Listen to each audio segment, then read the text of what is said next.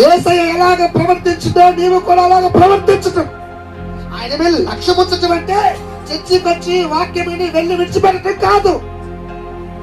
ఆయన మీద లక్ష్యం ఉంచటం అంటే కేవలం ఏదో వచ్చి ఒక కార్యం అడుక్కొని బయటకు పోయి మరలా మన ఇష్టం వచ్చినట్టు చేసుకోవడం కాదు.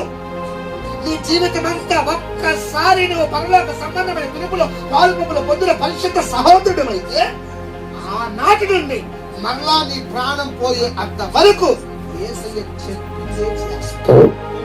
చెప్పినట్లుగా నడిచి నీ జీవితాన్ని సాధకం చేసుకుంటావు గట్టిగా.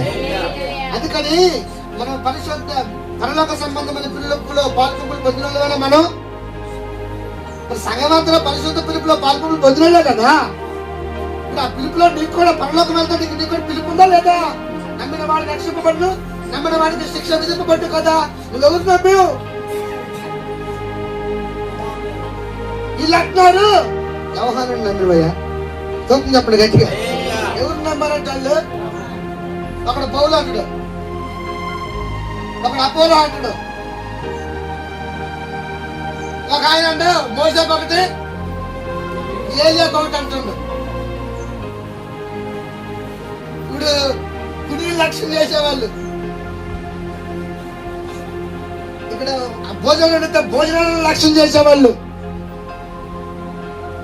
లేకపోతే కార్యాలను లక్ష్యం చేసేవాళ్ళు, లేకపోతే ఇక్కడ అధికారాలు పలుకుబళ్ళు లక్ష్యం చేసేవాళ్ళు, ఆస్తులు అంతస్తులు లక్ష్యం చేసేవాళ్ళు ఉన్నారు. అయితే నేను వాళ్ళ ప్రత్యేకమైన వాడిగా యేసుని మాత్రమే లక్ష్యించాను. ఎంత